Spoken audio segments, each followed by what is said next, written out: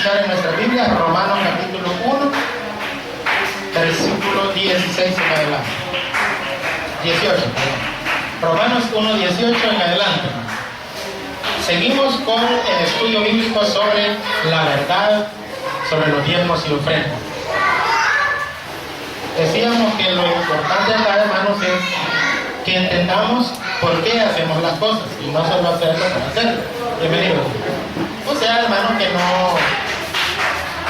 nosotros no obligamos a nadie, mire, haga esto, no. Le damos las razones de por qué sí, por qué no, tal vez quizás a lo mejor, pero lo más seguro es que quién sabe, ¿verdad?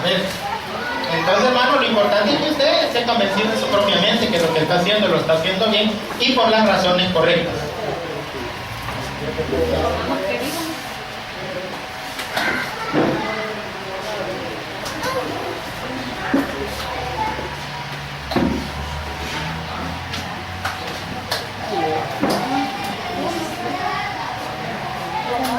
¿Romanos cuánto?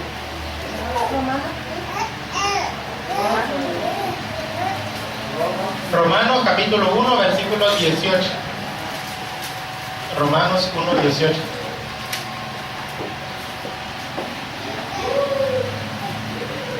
¿Lo tenemos, hermanos? Me leemos la palabra de Dios en nombre del Padre, del Hijo y del Espíritu Santo. Dice la palabra del Señor: porque la ira de Dios se revela desde el cielo contra toda impiedad e injusticia de los hombres, que detienen con injusticia la verdad. Porque lo que de Dios se conoce les es manifiesto, pues Dios se lo manifiesta. Porque las cosas invisibles de Él, su eterno poder y deidad, se hacen claramente visibles desde la creación del mundo, siendo entendidas por medio de las cosas hechas, de modo que no tienen excusa. Pues habiendo conocido a Dios, no le glorificaron como a Dios, ni le dieron gracias, sino que se envanecieron en sus razonamientos y su necio corazón fue entenebrecido. Profesando ser sabios, se hicieron necios. Y cambiaron la gloria del Dios incorruptible en semejanza de imagen de hombre corruptible, de aves, de cuadrúpedos y de reptiles. Por lo cual también Dios los entregó a la inmundicia en las concupiscencias de sus corazones, de modo que deshonraron entre sí sus propios cuerpos, ya que cambiaron la verdad de Dios por la mentira, honrando y dando culto a las criaturas antes que al Creador, el cual es bendito por los siglos. Amén. Por esto Dios los entregó a pasiones vergonzosas, pues aún sus mujeres cambiaron el uso natural por el que es contra naturaleza. Y de igual modo también los hombres, dejando el uso natural de la mujer, se encendieron en sus lascivias unos con otros, cometiendo hechos vergonzosos hombres con hombres y recibiendo en sí mismos la retribución debida a su extravío. Y como ellos no aprobaron tener en cuenta a Dios, Dios los entregó a una mente reprobada para hacer cosas que no convienen, estando atestados de toda injusticia, fornicación, perversidad, avaricia, maldad, llenos de envidia, homicidio, contiendas, engaños y malignidades, murmuradores, detractores, aborrecedores de Dios, injuriosos, soberbios, antiguos, inventores de males, desobedientes a los padres, necios, desleales, sin afecto natural, implacables, sin misericordia, quienes, habiendo entendido el juicio de Dios, que los que practican tales cosas son dignos de muerte, no solo las hacen, sino que también se complacen en los que las practican. Bueno, Señor, gracias te damos por tu santa palabra. Ayúdanos a discernirla, a poderla entender y ponerla en práctica. Que seamos una iglesia fuerte doctrinalmente, Señor, y que podamos tener en nuestro corazón el ser obedientes a ti. Te lo suplicamos en el nombre de Jesús. Amén y amén. Pueden sentarse. Hoy por la mañana, hermanos, continuando con el tema de la verdad sobre los diezmos y ofrendas, yo les decía que lo importante es que cuando usted haga algo para Dios o por Dios, usted sepa por qué lo hace, ¿verdad? Así usted lo hace voluntariamente y no siente que lo están coaccionando, obligando, manipulando, porque también existe la manipulación. La manipulación se puede hacer a través de psicología también, hermano. Yo me podría hacer el poderoso, ¿verdad?, pagándole a alguien para que se haga, que se sana de una enfermedad, y vengo yo y lo toco y se sana, ¿verdad? Y entonces una vez sanado aquel, ya los tengo a ustedes bien dormiditos para sacarles el pisto. Vaya, hermano, ya ven que soy milagroso. Pasa, hermano, ahí con el canasto y todo el mundo dando, ¿verdad?, para el ministerio del gran sanador. Eso hace mucho, ¿verdad? Inventan sanidades, inventan cosas. Hay un hermano que escribió un libro que se llama Cristianismo en Crisis Siglo XXI. Él se llama Hans Haneler, es un alemán cristiano que tiene un instituto, el Instituto para la Investigación de la Fe. Él lo que hace, hermano, con su instituto, es que ellos van a los lugares a las sedes principales de los grandes evangelistas, Benny Hinn y otros, a averiguar dónde están las credenciales donde dice que tal persona fue sanada, por ejemplo. Porque en esas campañas hay hasta doctores, no sé si han visto ustedes por televisión o ya han estado, porque yo conozco una hermana que estuvo en una campaña de Benny Hinn, así en línea, y fue de la que cayó de zapotazo. Y entonces, allí, hermano, mire, la gente se sana y todo eso. Pero el hermano manda gente a que vaya a ver esa situación, y cuando llegan donde los médicos, o donde la persona responsable, encargada de la logística de esos grandes evangelistas, le dicen, mire, nosotros no le podemos dar esa constancia. Ah, claro, en la campaña en vivo, con la cámara de la televisión, aparecen unos hasta vestidos de médico diciendo, fíjate que fulano de tal venía con tal enfermedad y Dios lo ha sanado. Y yo como médico doy constancia de eso. Pero cuando mandan a estos investigadores y ellos preguntan, bueno, ¿quién es el encargado? Ah, no, dice la muchacha, aquí no le podemos dar información, pregúntenle al doctor fulano de tal. Y cuando van a donde el doctor fulano de tal, el doctor dice, no, yo no soy el encargado, es la secretaria del pastor. Y cuando van donde la secretaria, le dice, usted me mandó donde el doctor, y el doctor me mandó por usted. No, pero el doctor. Y total que cuando de tanto insistir, le dan un su papel sin firma, sin sello, donde dice, tenía tal cosa. O sea, esas no son pruebas, ¿entiendes? Entonces yo creo que hay algún tipo de manipulación espiritual, psicológica a la gente para bajársela con el dinero. Así que usted, hermano, mire, si va a dar, sepa por qué da, sepa a dónde lo da, sepa si realmente se está invirtiendo para lo que dicen ellos, porque son millones de dólares que recogen estas organizaciones, y de tantos millones, hermano, que recogen, quizás ocupan 1 o 2 millones ahí para que hacer ver que sí se está utilizando, y el resto vaya a ver las grandes mansiones de esos evangelistas, el montón de vehículos hasta de colección, tienen más que los millonarios del mundo que existen, ¿verdad? Entonces, hermano, ahí uno dice, ¿será que nos están bajando? Usted tiene que saber por qué hace las cosas con inteligencia. Yo les estoy ahorita, hermano, dando algunos parámetros bíblicos del Antiguo Testamento, por ejemplo, de por qué Dios, cuando ordenaba algo en la ley, incluso en la ley, que ya no estamos bajo la ley nosotros, pero cuando Dios mandaba cosas bajo la ley, tenían un sentido, más que la simple obligación. No, tenían otro sentido también. Estuvimos viendo, por ejemplo, la cuestión de lavarse las manos por tocar muertos o enfermos, desechar el excremento y la sangre, aislar a los enfermos. Todo eso lo decía el Antiguo Testamento y tenía una razón más que religiosa. En ese tiempo se pensaba que solo era religioso el asunto, pero no, había cuestiones de salud. Por ejemplo, les decía en la mañana de que la circuncisión era importante porque las mujeres que eran esposas de hombres circuncidados tenían menos riesgo de padecer cáncer del cuello uterino. ¿Por qué dijimos? Porque la ausencia del prepucio en el hombre reduce la posibilidad de que el hombre posea y transmita el virus del papiloma humano. Y que cuando Dios dijo que el niño debía ser circuncidado al 8º día, es porque los niveles de coagulación sanguínea en el niño, cabalito al 8º día, están perfectos para hacerle esa operación. Entonces, cuando Dios decía las cosas, aunque en aquel tiempo no las entendieron, hoy con el avance de la ciencia, hoy se entiende. Entonces, cuando Dios mandaba algo, no era solo por molestar. Al mismo tiempo les aclaraba, la circuncisión nosotros no tenemos obligación de guardarla. O sea, no es que, bueno, de hecho aquí que no somos judíos, la mayoría en el mundo, los gentiles, no nos circuncidamos, ¿verdad? Lo hacen los judíos, se hacen esa operación. Y porque era una señal del pacto entre Dios y su pueblo Israel. Y nosotros no somos judíos. Es mentira también lo que nos quieren vender a veces en las iglesias de que nosotros somos el Israel de Dios.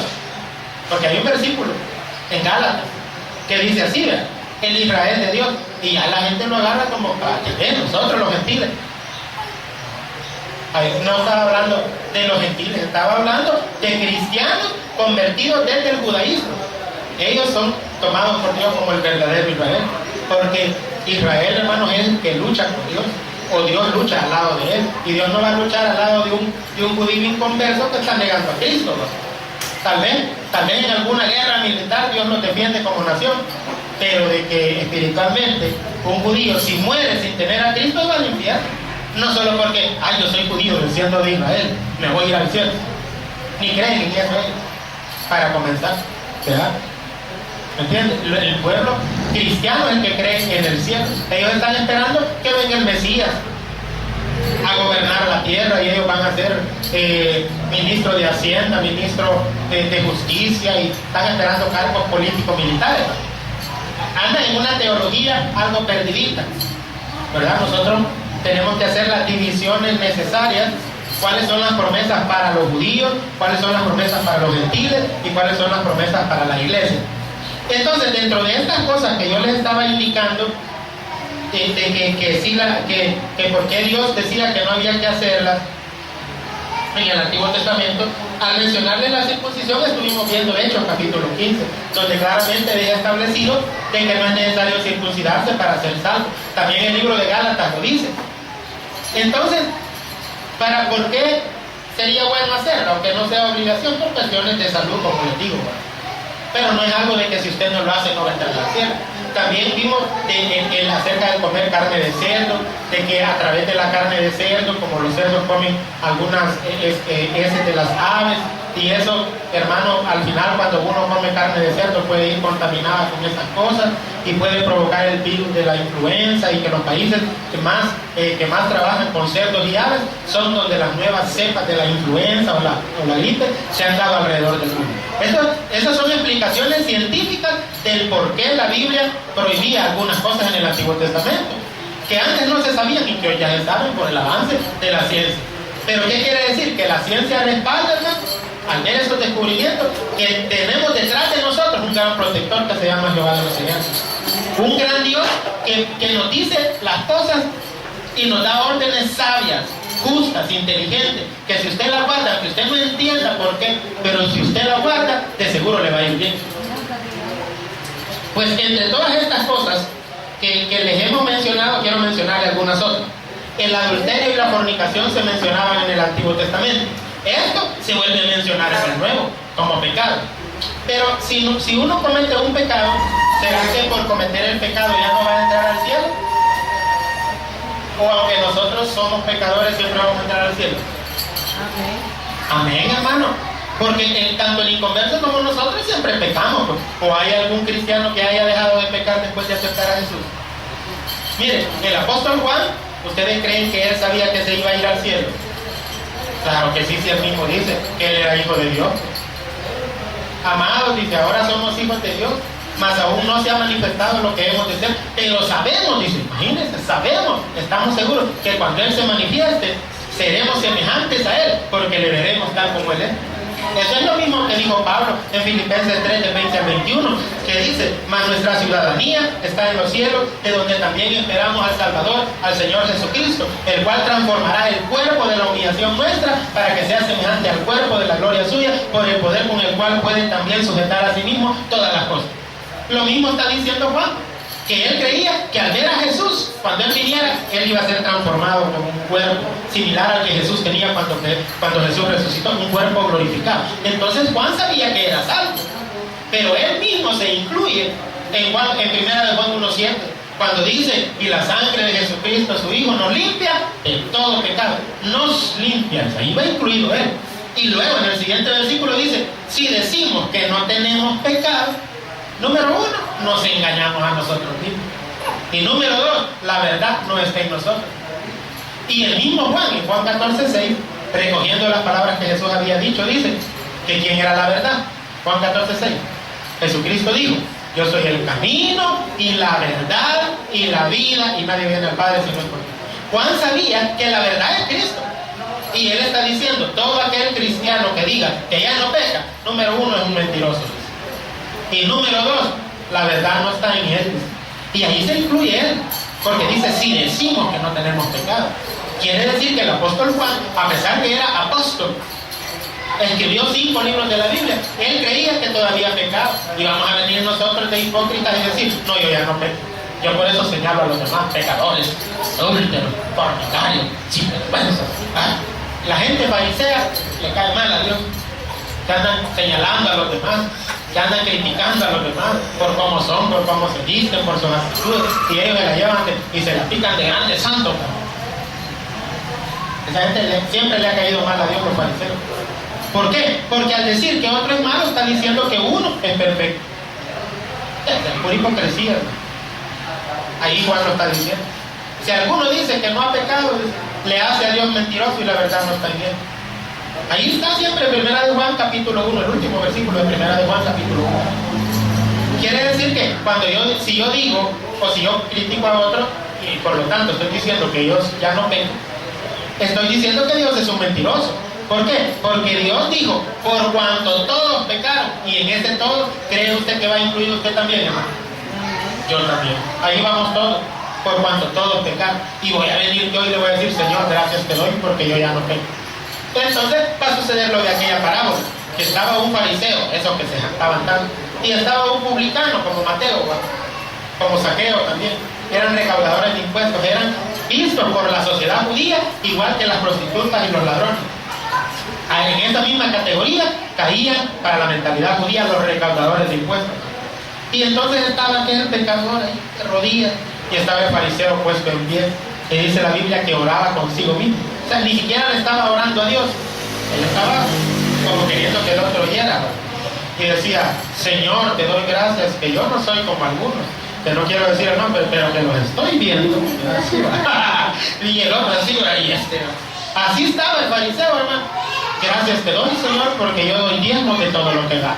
Gracias te doy, Señor, porque yo no soy como unos ladrones injustos. No, yo te doy gracias porque yo soy tan bueno. Así, y hay gente así todavía, ¿no? que se la llevan de grandes religiosos imperfectos. Dios los aborrece por mentirosos, por hipócritas. Son la gente más baja. Y el otro, dice la Biblia, ni quería ni aún alzar su cabeza, y con una gran vergüenza, Señor, sé propicio a mí, porque soy pecador, decía. Y dice, y Jesús les preguntó, ¿quién creen ustedes que salió del templo más justificado?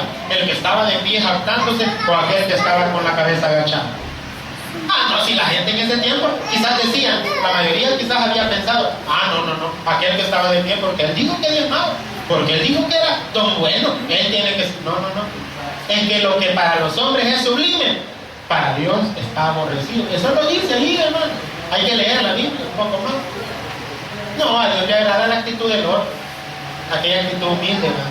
Señor, mira, ¿quién soy yo? No puedo ponerme a criticar a los demás porque yo soy peor, Señor, perdóname a mí. Señor, Señor, me siento avergonzado por lo malo que hago. Esa debe ser la actitud de los cristianos. Todos los días, hermano, arrepiéntase de sus pecados. Todos los días, mire, tírese al suelo pidiendo misericordia y Dios le va a ayudar. Yo declaro sanidad. Hermano, hipócrita. No, eso de andar declarando me suena a mí como que está queriendo obligar a Dios. No, tírese al suelo y pídale a Dios de corazón. Si Él quiere, lo va a hacer, y si no, no. Dice la Biblia que Pablo le pidió 3 veces, Señor, mira, saname. ¿Y qué le dijo Dios? Pásate mi gracia, no te quiero sanar, punto. Y se acabó la discusión, ya no le volvió a pedir Pablo. Bueno, Señor, si supera que sigue enfermo, ahí permaneció enfermo hasta el último día de su vida. ¿Y de qué, pastor? Tal vez de una enfermedad de la vista. Hay algunos parámetros para medir que quizás esa era la enfermedad que él tenía. Por lo menos yo me inclino por esa como la teoría más fuerte de la enfermedad de Pablo. Lo importante, hermano, es de que Pablo aceptó la voluntad de Dios, igual que Jesús. Padre, si quieres, pasa de mí esta copa, pero que no se haga mi voluntad, sino la tuya. Nosotros hemos venido a esta tierra para hacer la voluntad de Dios y no la de nosotros. Y estar como Dios quiere que estemos y no como nosotros queremos estar. Dice la Biblia, porque nunca decayeron su misericordia, nuevas son cada mañana, grande es su fidelidad. Y dice, mi porción es Jehová, dijo mi alma, por tanto él esperaré. Dice que se siente solo y calle, pues es Dios quien se lo impuso. Ponga su boca en el polvo por si aún hay esperanza. De la mejilla al que le hiere, no dice suéneselo también. De la mejilla al que le hiere y sea colmado de afrenta, porque el Señor no desecha para siempre. Imagínate. Lo que pasa es que no leemos la palabra, por eso actuamos con actitudes de niños, a veces inmaduros. Nosotros somos guerreros. No es lo mismo ser guerrero que ser guerrillero. Hay gente en las iglesias que no son guerreros, son guerrilleros, bochincheros. Y Dios no nos ha llamado a ser bochincheros, ni a demandar nuestros derechos. Dios nos ha llamado a servirle a los demás humildemente. Dios nos ha llamado, el verdadero evangelio, en el verdadero evangelio se sufre. Oiga bien, en el evangelio mentira la teología de la prosperidad. Que si sufre, eso es del diablo, eso no es de Dios. Así dice. Que la enfermedad es del diablo, que el sufrimiento es del diablo. Mentira. Mentira. Hasta Dios puede enfermar a alguien. Y eso lo puedo comprobar con versículos bíblicos. Que digan que no, ahí va a salir en Facebook. Reto a cualquiera que no cree. Ahí escribe en la Tabernáculo Bautista la armadura de Dios y debatamos. ¿Verdad? Con todo gusto. Ahí está, hermano, la palabra de Dios, la palabra verdadera, no a mucha gente le gusta. El Señor incluso dijo: yo no he venido a traer paz, he venido a traer disensión. Anoche me venía mencionando eso, hermano Víctor. ¿Por qué? Porque cuando usted se convierte, si todas las demás familias suyas son católicos, testigos de Jehová, mormones, adventistas o de otra denominación, se enoja. Y comienza la batalla en la casa, ¿verdad? No es fácil, nadie dijo que sería fácil. El Señor dijo: ahora llegará el día que algunos de vosotros los van a llevar a los tribunales, y cualquiera que los mate a ustedes pensará que le rinde servicio a Dios. Miren, los primeros años de la iglesia, esta gente era perseguida, eran asesinados en el circo romano, en los estadios. Ahí soltaban a los leones a que se comieran a la gente, ¿no? Eran crucificados, eran quemados en hoguera. En la Edad Media, cuando los creyentes verdaderos alzaron su voz, fueron asesinados. Lean, hermano, acerca de Juan Hus. Antes de Martín Lutero estaba Juan Hus, y ese hombre fue quemado en la hoguera, y a Martín Lutero lo amenazaron también de que igual que aquel, lo iban a quemar a él. Y Martín Lutero se atrevió a seguir luchando. Si no fuera por el gran protector Federico el Grande que le ayudó, lo hubiera matado a Martín Lutero. Y con un gran valor, el 31 de octubre de 1517, Martín Lutero fue a clavar sus 95 tesis en la puerta del castillo de Wittenberg en Alemania. Y dijo: esto es lo que yo creo de la palabra de Dios, y lo que creo contra mi iglesia. Dijo, porque él era católico. Y se opuso al Papa, hermano, retó al Papa. No, lo excomulgaron, lo quisieron matar. Pero es que el verdadero cristianismo quiere decir la verdad. ¿Y sabe qué? Está más diseminada siempre la mentira que la verdad. Los cristianos verdaderos toda la vida han sido menos. ¿Ya? Bueno, en ese tiempo, en la Edad Media, la religión oficial, ¿usted cree que eran cristianos esos? ¿Que el Papa era cristiano? ¿O que es cristiano? El Papa no es cristiano. No. El Papa y los católicos no son cristianos. Pero han enganchado que son cristianos, pero no son. Están engañados, ¿verdad? Son parte de la gran ramera del diablo. No son ellos la gran ramera, pero la gran ramera es un sistema religioso que busca unir a todas las religiones, y todos se están uniendo. Allá ve usted en el Vaticano a Marco Witt y a un montón de cantantes ahí besándole la mano al Papa. Ha visto, mire, Catherine Kuhlman, la maestra de Benny Hinn, allá estaba en el Vaticano. Benny Hinn, hay fotos también allá en el Vaticano, todos besándole la mano al Papa. Entonces siempre dejan la duda: ¿o son cristianos verdaderos o son agentes encubiertos del Vaticano, preparados y entrenados para infiltrar la iglesia? Piensa, hermano, la iglesia evangélica probablemente esté infiltrada más de lo que nosotros creemos. De hecho, yo creo que muchos pastores evangélicos de grandes iglesias a nivel mundial a lo mejor son católicos que el Vaticano les pasa billetes. Y de seguro, de escondidita, de los diezmos y ofrendas de esas grandes campañas, parte va para el Vaticano. ¿Entienden? Hermano, la iglesia tiene que conocer la verdad. La verdad se llama Cristo Jesús. ¿Por qué citamos este pasaje de Romanos capítulo 1? Porque Dios en el Antiguo Testamento había prohibido el adulterio y la fornicación. ¿Y será que Dios solo por molestar lo hizo? Y había prohibido el homosexualismo y el lesbianismo. ¿Por qué destruyó Dios a las ciudades de Sodoma y Gomorra, hermanos? ¿Por bueno? No, porque hombres con hombres y mujeres con mujeres. Mire, aquí dice el versículo 18: porque la ira de Dios se revela desde el cielo contra toda impiedad e injusticia de los hombres, que detienen con injusticia la verdad. En otras palabras, Dios se demuestra su ira y castiga desde el cielo toda impiedad e injusticia, todas aquellas acciones injustas de los hombres. Y dice el versículo 19: porque de Dios, lo que de Dios se conoce les es manifiesto, pues Dios se los manifestó, porque las cosas invisibles de Él, su eterno poder y deidad. Deidad significa divinidad, lo que hace que alguien sea Dios, se hacen claramente visibles desde la creación del mundo, siendo entendidas por medio de las cosas hechas, de modo que no tienen excusa. En otras palabras, Si usted me dice, mire, pero yo nunca he visto a Dios, ¿cómo voy a creer en Dios? Ah, bueno, pero entonces lea lo que dice la palabra de Dios. Que la creación está hecha, y si hay una creación debe haber un creador, ¿o no? Está diciendo, mire, ¿quiere saber si Dios existe? Vea la creación. ¿Cree usted que una creación tan perfecta pudo haberse hecho de la nada? ¿O que no hay un propósito en el diseño de la creación?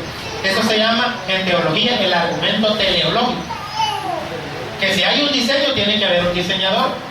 Porque va, fíjense bien, los científicos dicen, no, todo fue creado por el azar. ¿Cuál azar?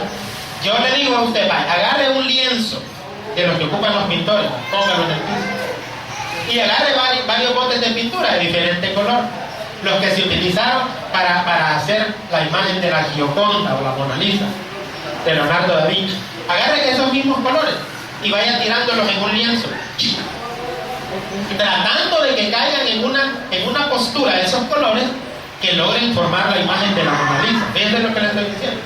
Tire la pintura aquí, los ojos están aquí, y tírela así, tal vez cabalitos se hacen los ojos, ¿verdad?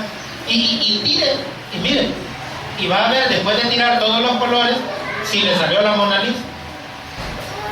¿Cree usted que le va a salir ahí, hermano, el dibujo? No, tal vez le puede salir una sola manchazón que quizás parece una silueta de una mujer así, así como aquellos que la Virgen del aguacate, la Virgen del palo de mango, ya, porque todos ven una mancha, ahí está la figura de Jesús, el Sagrado Corazón. Entonces, en todo andan viendo. Y no, hermano, ¿qué le quiero decir con esto? Que el que hizo la Mona Lisa se ve que había una mente inteligente detrás, porque iba con todo detalle, con diseño. Si a mí me dan las piezas para hacer un barco, hermano, fíjense bien, y yo las tiro a todas así, va. Ahí va el timón, las piezas de afuera, la maquinaria que va por dentro, y las tiro todas desde arriba, desde el aire, va, desde un gran avión, un montón de piezas de un barco, va, y las tiro al mar. ¿Ustedes creen que van a ir cayendo las piezas y se va a ir formando el barco? Es ridículo, hermano, que por arte de magia, que por casualidad. Si hay un barco y tiene todas esas piezas en su lugar y cada una tiene un diseño de tal manera que se ve que ha habido una mente inteligente detrás, entonces no pudo ser casualidad. ¿Me entiende lo que le trato de decir? El mundo funciona tan perfectamente, hermano. Los horarios del universo, las leyes de la gravedad, la posición de los astros, la rotación de la Tierra, todo gira de tal manera, hermano, que hay una mente inteligente detrás. Entonces no me vengan a decir que no hay Dios. Ahí dice que no tienen excusa. Hay Dios por toda la perfección de la creación, porque no hay casualidad en ese diseño tan perfecto. Y luego dice en el 21, pues habiendo conocido a Dios, no le glorificaron como a Dios. Entienden, pero se hacen los disimulados. Ni le dieron gracias, sino que se envanecieron en sus razonamientos, y su necio corazón fue lleno de tinieblas entenebrecidas. Profesando ser sabios, científicos, se hicieron necios y cambiaron la gloria del Dios incorruptible en semejanza de imagen de hombre corruptible. Ahí dice, este Dios, dice, y hacen una imagen, y dicen, este Dios. Aves, cuadrúpedos, reptiles, por lo cual también, por ese pecado, Dios los entregó a la inmundicia en las concupiscencias de sus corazones. ¿Y qué es concupiscencia? Aquel chip interno que uno tiene de que uno ya sabe cómo se hace el pecado. Y uno, como ya lo probó, y ya sabe uno que aplicó el pecado, entonces ya uno tiene la capacidad para pecar en cualquier momento que le presente la oportunidad. Claro, si nadie lo está viendo, porque la mayoría no pecamos a la vista de los demás, nos vamos a esconder. Y ahí dicen, mire, como no le dieron gracias a Dios habiéndolo conocido, sino que se fueron a la inmundicia en las concupiscencias de sus corazones, dice, de modo que deshonraron entre sí sus propios cuerpos. ¿Y a qué se está refiriendo? ¿A qué tipo de pecado? A los mismos pecados de Sodoma y Gomorra, a los mismos pecados de inmundicia por los cuales Dios dijo, no quiero que nadie sea fornicario, no quiero que nadie sea adúltero, no quiero que nadie sea homosexual ni lesbiana. ¿Por qué? Porque eso, aunque a la gente que era así les parecía que malo es Dios, no nos quiere dejar disfrutar nuestra sexualidad. Qué malo es Dios, porque nos gustamos Ricky Martin y yo. Ah, chulada, ¿va? Así salen unas locas, vean que salió la Madonna besándose con la Britney Spears, y la Cristina Aguilera, parece las tres locas besándose. nada, se van a ir al infierno por inmunda. Porque miren lo que dice aquí la Biblia, hermano. Deshonraron entre sí su propio cuerpo, ya que cambiaron la verdad de Dios por la mentira, honrando y dando culto a la criatura antes que al Creador, el cual es bendito por los siglos. Adoraron a la criatura, a la Virgen María, adoraron a los santos, adoraron a los artistas, adoraron a todo lo que... Esta gente, hermano, sabiendo quién es Dios y todavía adorando cosas del mundo, entonces Dios, como castigo, dijo el Señor: no, esto no quiere nada conmigo, entonces le voy a endurecer el corazón como hizo con Faraón. Y a la gente, aunque ellos quieran creer después, ya no se puede, ya no hay opción, ya Dios los endureció como un castigo, porque cuando Dios les dio la oportunidad, se hicieron los hombres. Y por eso es que mucha gente anda en pecado, hermano, y por más que usted les predique, no pueden salir. Están atados en la homosexualidad, en el lesbianismo, en la corrupción, en el pecado, en la fornicación. No pueden salir, no pueden romper el yugo. ¿Por qué? Porque están endurecidos sus corazones como un juicio de Dios.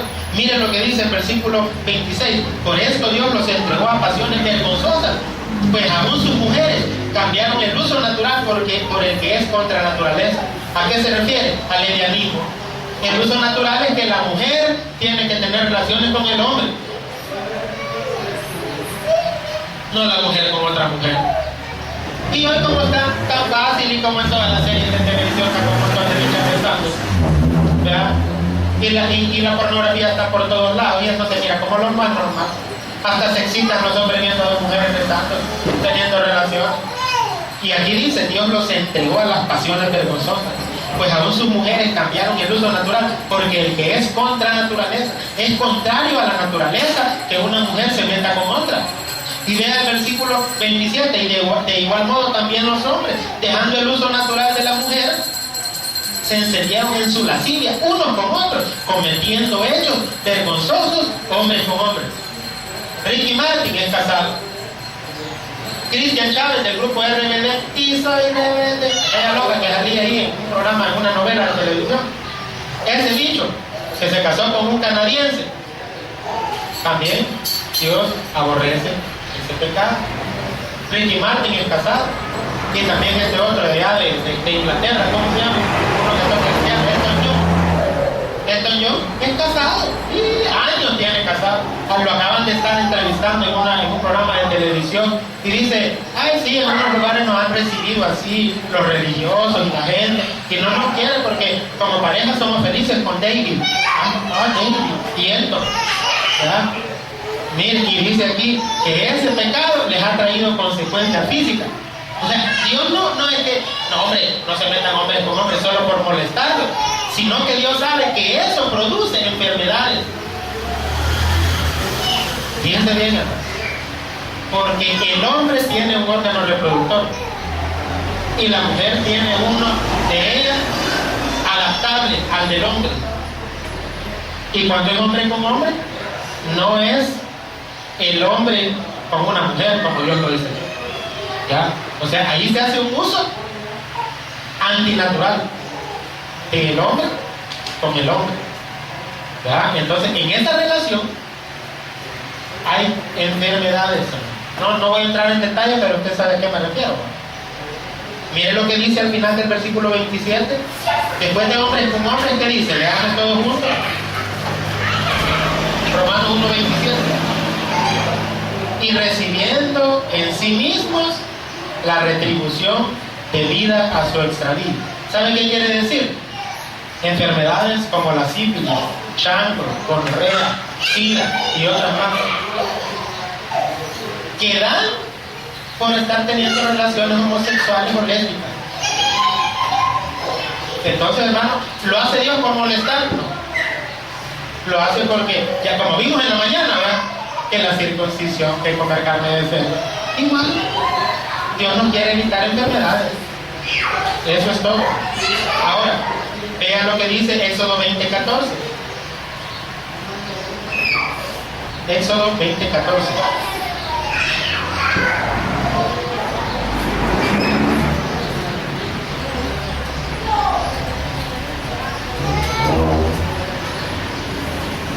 Segundo libro de la Biblia, Éxodo 20:14. No cometerás adulterio. ¿Y por qué, hermano? Ay, el Señor que no me deja adulterar, hombre, ay, tan bueno. Vale, miren lo que dice Proverbios capítulo 5. Proverbios capítulo 5. Queda después de Proverbios capítulo 4. Ahí está, sexto. Proverbios capítulo 5. Amonestación contra la impureza. ¿Lo tenéis? Amén. Miren lo que dice. Hijo mío, está atento a mi sabiduría. Dios sabe por qué lo dice. Y a mi inteligencia inclina tu oído para que guardes consejo y tus labios conserven la ciencia. Porque los labios de la mujer extraña destilan miel y su paladar es más blanco que la aceite. Aquí alguien se podría preguntar, mire, esto es ilógico, hermano. Esto es ilógico. ¿Por qué? Porque cuando yo me casé con mi esposa, igual, era mi propia esposa. Yo sentía que sus labios destilaban miel. Así porque usted estaba bien enamorado. Y cuando uno está atontado por el amor, ay, uno siente que un beso de su amado, ay, no duerme usted, se vuelve bien romántico. Increíble. A todo mundo anda uno va por el amor y siente bien bonito todo. Pues sí, pero y después de un tiempo, hermano, y después de un tiempo, ¿qué sucede? Después de que pasa el tiempo, ya siente uno algo aburrido, como aquel niño que utilizó el juguete por bastante tiempo y después se vuelve tedioso. Por eso es que las mujeres y los hombres deben, hermanos, estar renovando el amor, buscar algún tipo de consejería o venir a los cultos de familia, buscar conocer un poco más acerca de la sexualidad dentro de la pareja o del matrimonio. Yo les recomiendo, cuando encuentren libros del Dr. Dawson que se refieran a la sexualidad en la pareja, comprenlo. O David Ormachea, son hombres que hablan sobre temas de ese tipo dentro del matrimonio, por supuesto, y allí les va a ayudar en la parte sexual, porque a veces cuando uno ya pasó mucho tiempo y ya se aburrió, uno tiene que buscar alguna manera de despertar la pasión en la pareja. ¿Por qué? Porque si no, va a aparecer otra persona igual. Por eso habla de la mujer extraña. No es la propia, es otra, porque es algo nuevo, algo misterioso. Usted lo va a sentir mejor los primeros días, pero después con el tiempo igual vuelve a caer en el aburrimiento. Entonces tiene que reavivar la llama, ¿verdad? Entonces, hermano, Dios quiere evitar esa cuestión y dice, versículo 4, mas su fin es amargo como el ajenjo, agudo como espada de dos filos. ¿Usted cree que Dios por gusto está diciendo eso? No, normalmente cuando uno anda con amante, ya los primeros días, maravilloso todo eso, olvídese. Pero ¿qué pasa después? Que al final, hermano, es triste y amargo. Pastor, ¿y usted cómo sabe? Me han contado. Me han contado, ¿verdad? Hermano, el final es triste. El proceso es bien triste, bien bonito, ¿sí? Pero el final, hermano, siempre trae desgracia. Se pierde el matrimonio, se pierden los hijos, se pierde todo. La estabilidad que uno pensaba tener se puede perder por un momento de placer. Y ahí la Biblia está. Dios lo que quiere es evitarnos todo ese dolor. Y dice uno, sus pies descienden a la muerte. Aquí dice el 5, sus pies descienden a la muerte, sus pasos conducen al Seol, y el Seol es el infierno. Sus caminos son inestables, no los conocerás si no consideras el camino de la vida. O sea, la mujer que es amante es inestable.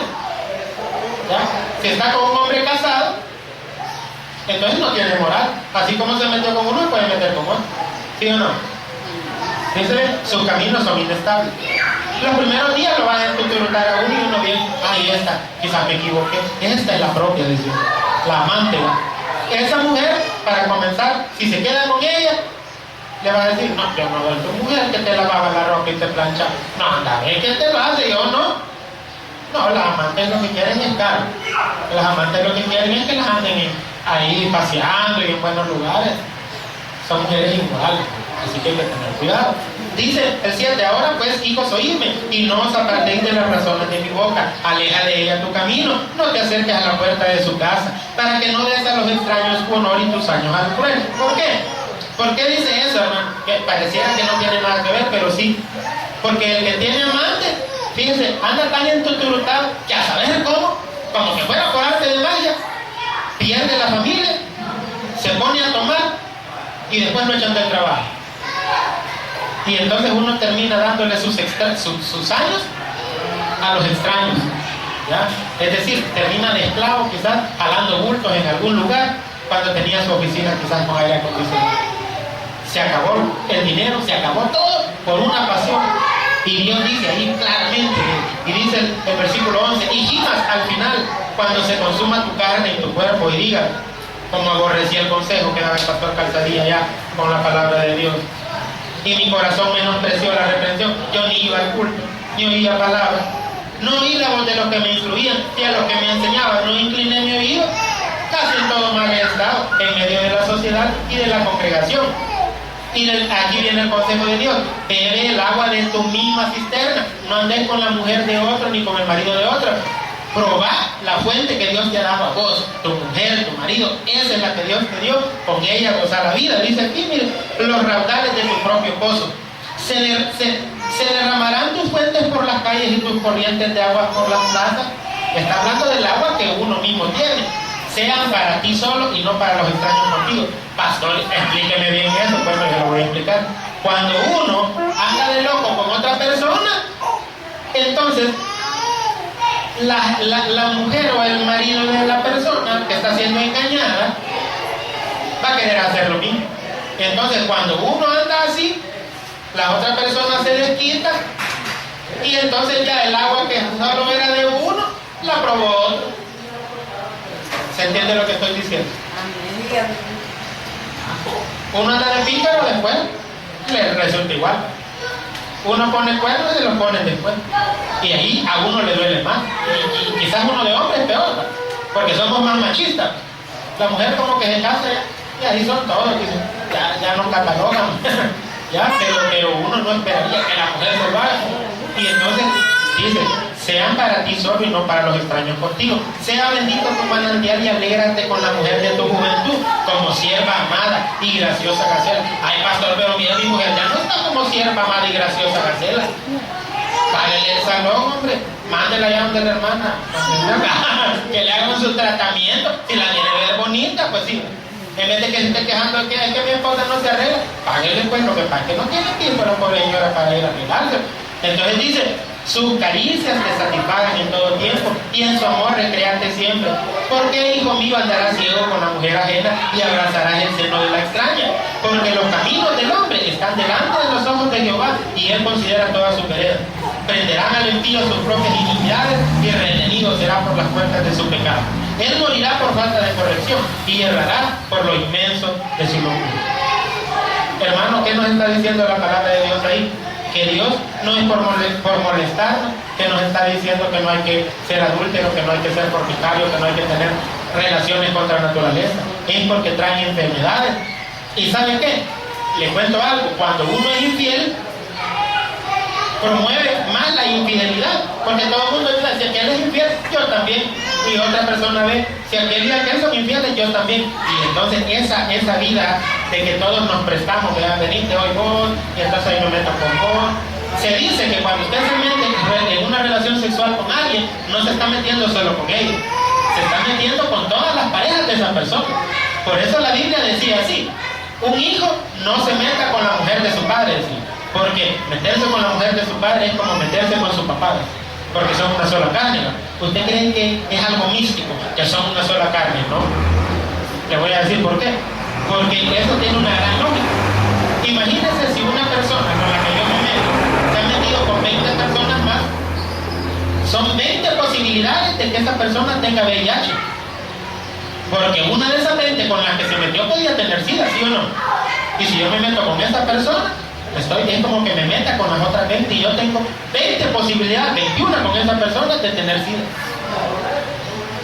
Entonces, cuando usted vaya la próxima vez que a usted se le ocurra meter las patas, piense que esa persona, que con esa persona que usted se está metiendo, si esa persona ha tenido relaciones sexuales con otro montón de gente, usted no se está metiendo solo con la persona, sino con todos ellos.